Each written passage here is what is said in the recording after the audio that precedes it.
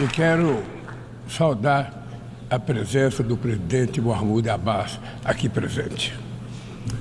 Senhoras e senhores, adotamos ontem, aqui neste mesmo plenário, o Pacto para o Futuro. Sua difícil aprovação demonstra o enfraquecimento de nossa capacidade coletiva de negociação e de diálogo.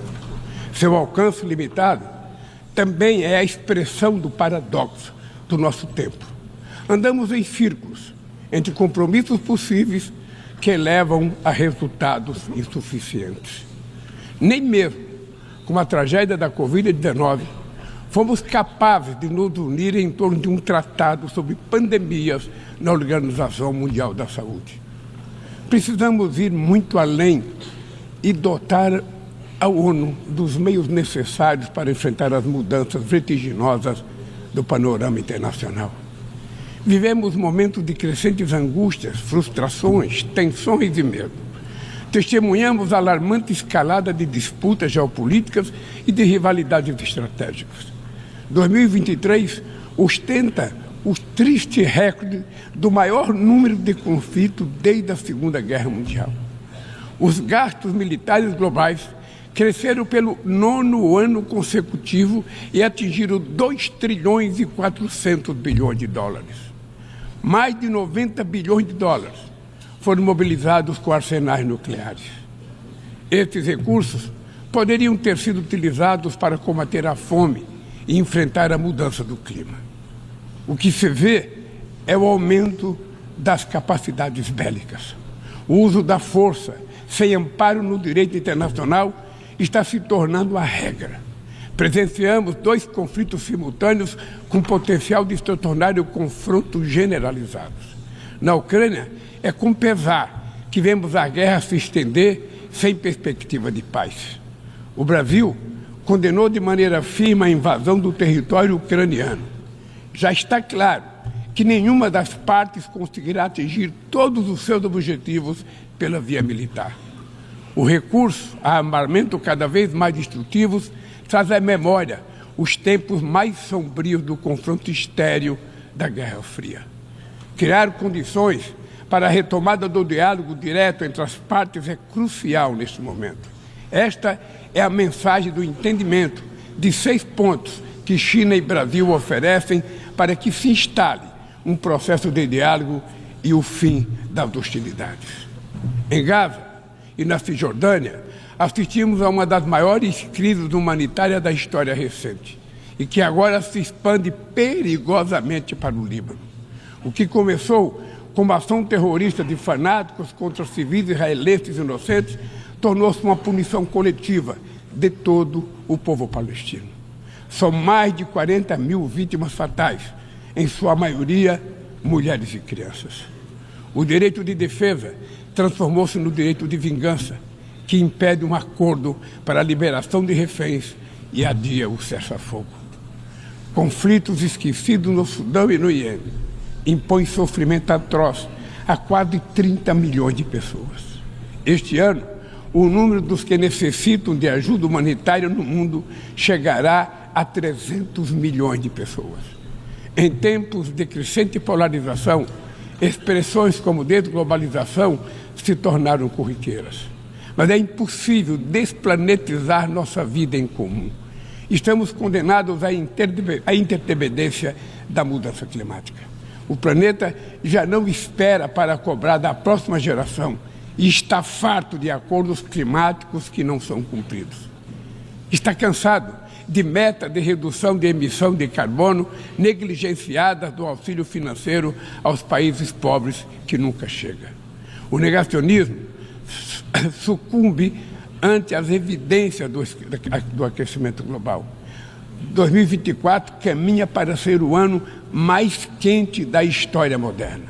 Furacões no Caribe, tufões na Ásia, secas e inundações na África e chuvas torrenciais na Europa deixam um rastro de morte e de destruição. No sul do Brasil, tivemos a maior enchente desde 1941. A Amazônia está atravessando a pior estiagem em 45 anos. Incêndios florestais se alastraram pelo país e já devoraram 5 milhões de hectares apenas no mês de agosto.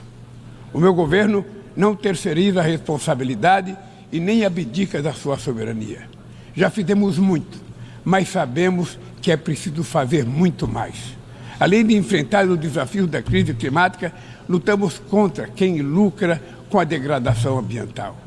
Não transigiremos com litígios ambientais, com o garimpo ilegal e com o crime organizado.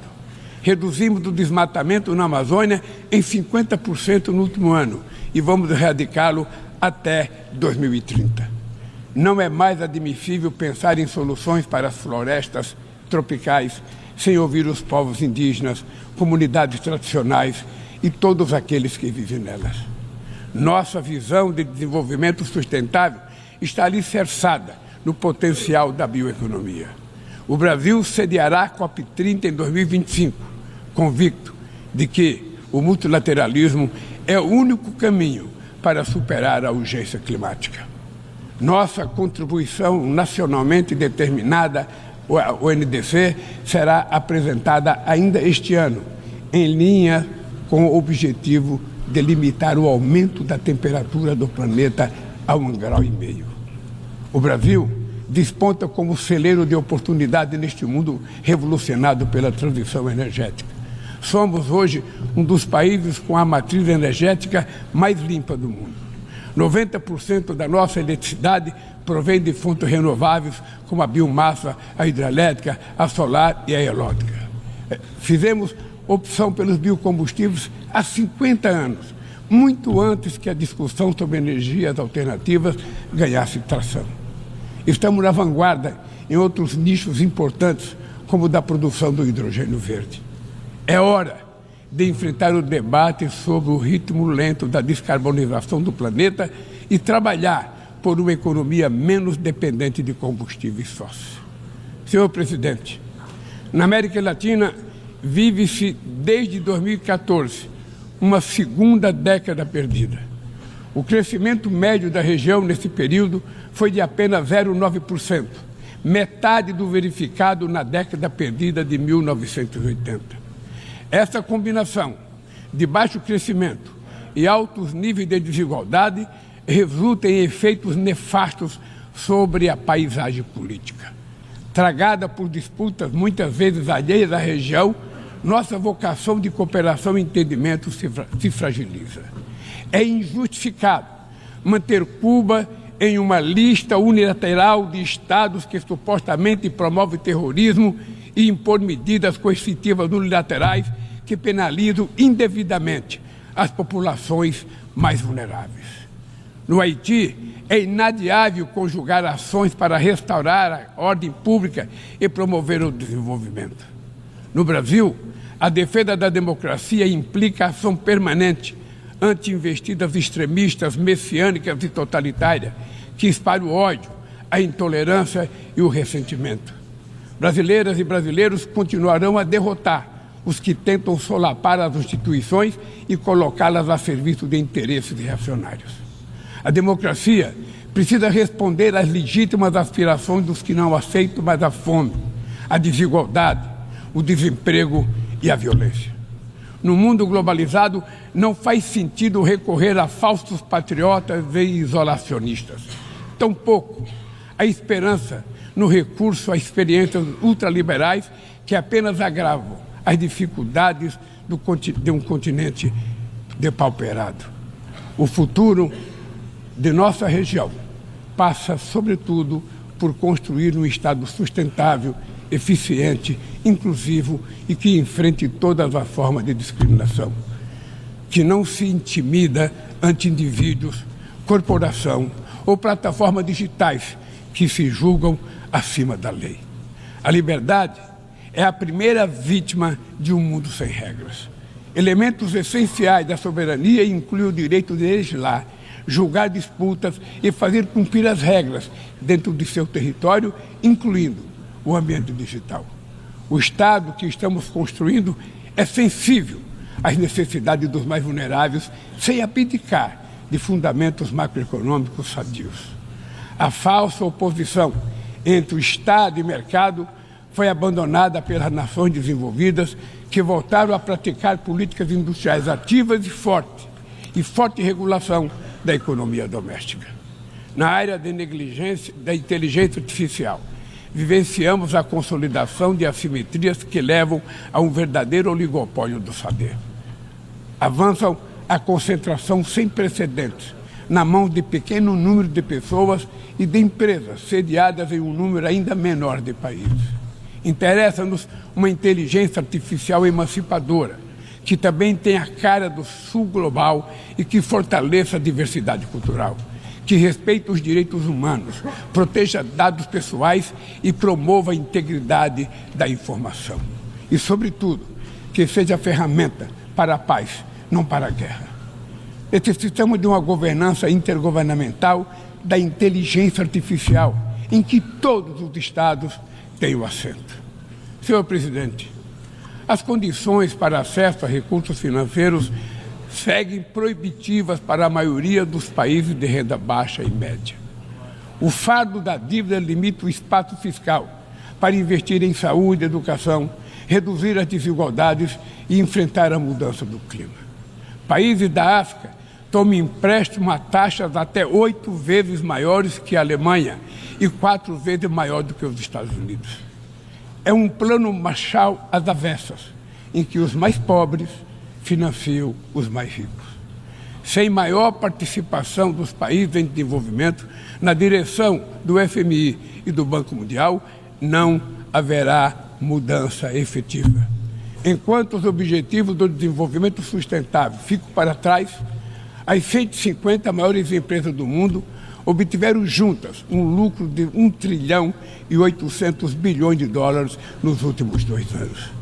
A fortuna dos 5 principais bilionários mais que dobrou desde o início dessa década, ao passo que 60% da humanidade ficou mais pobre. Os super ricos pagam proporcionalmente muito menos impostos do que a classe trabalhadora. Para corrigir essa anomalia, o Brasil tem insistido na cooperação internacional para desenvolver padrões mínimos de tributação global. Os dados divulgados há 2 meses pela FAO sobre o estado da insegurança alimentar no mundo são estarrecedores. O número de pessoas passando fome ao redor do planeta aumentou em mais de 152 milhões desde 2019.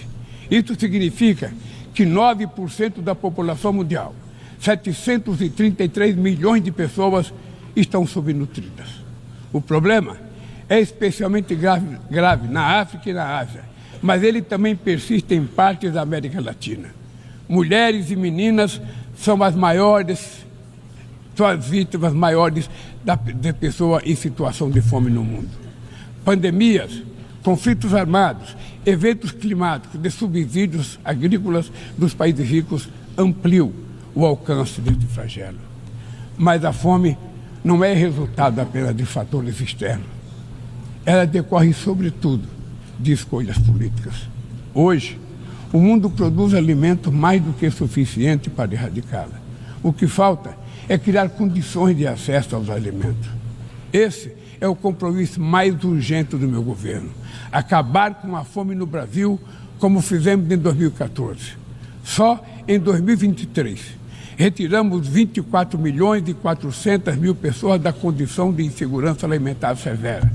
A Aliança Global contra a Fome e a Pobreza, que lançaremos no Rio de Janeiro, em novembro, nasce dessa vontade política e desse espírito de solidariedade. Ela será um dos principais resultados da presidência brasileira do G20 e está aberta a todos os países do mundo. Todos os que queiram se somar a esse esforço coletivo serão muito bem-vindos. Senhor presidente, senhoras e senhores, prestes a completar 80 anos, a Carta das Nações Unidas nunca passou por uma reforma abrangente. Apenas 4 emendas foram aprovadas, todas elas entre 1965 e 1973. A versão atual da Carta não trata de alguns dos desafios mais prementes da humanidade. Na fundação da ONU, éramos 51 países. Hoje, somos 193. Várias nações, principalmente no continente africano, estavam sob domínio colonial e não tiveram voz sobre seus objetivos e funcionamento. Inexiste equilíbrio de gênero no exercício das mais altas funções. O cargo de secretário-geral jamais foi ocupado por uma mulher.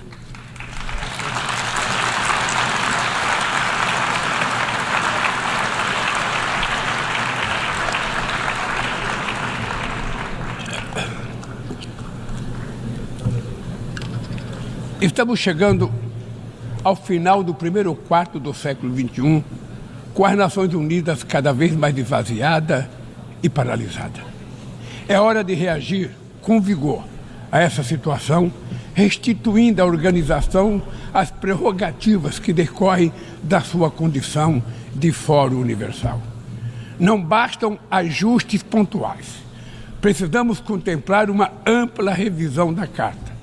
Sua reforma deve compreender os seguintes objetivos: a transformação do Conselho Econômico e Social no principal fórum para o tratamento do desenvolvimento sustentável e do combate à mudança climática, com capacidade real de inspirar as instituições financeiras. A revitalização do papel da Assembleia Geral, inclusive em temas de paz e segurança internacionais. O fortalecimento da Comissão de Consolidação da Paz. A reforma do Conselho de Segurança, com foco em sua composição, método de trabalho, direito de veto, de modo a torná-la mais eficaz e representativa das realidades contemporâneas. A exclusão da América Latina e da África de assentos permanentes no Conselho de Segurança é um eco inaceitável de práticas de dominação do passado colonial. Vamos promover essa discussão de forma transparente. Vamos promover essa discussão de forma transparente, em consulta no G77, no G20, nos BRICS, na CELAC, no CARICOM e tantos outros espaços que existem para discutir. Não tem ilusões sobre a complexidade de uma reforma como essa, que enfrentará interesses cristalizados de manutenção do status quo. Exigirá enorme esforço de negociação, mas essa é a nossa responsabilidade. Não podemos esperar por outra tragédia mundial, como a Segunda Grande Guerra, para só então construir sobre seus escombros uma nova governança global. A vontade da maioria pode persuadir os que se apegam às expressões cruas dos mecanismos de poder. Neste plenário, ecoam as aspirações de toda a humanidade. Aqui, travamos os grandes debates do mundo. Neste fórum, buscamos as respostas para os problemas que afligem o planeta. Recai sobre a Assembleia Geral, expressão maior do multilateralismo, a missão de pavimentar o caminho para o futuro. Muito obrigado e boa sorte.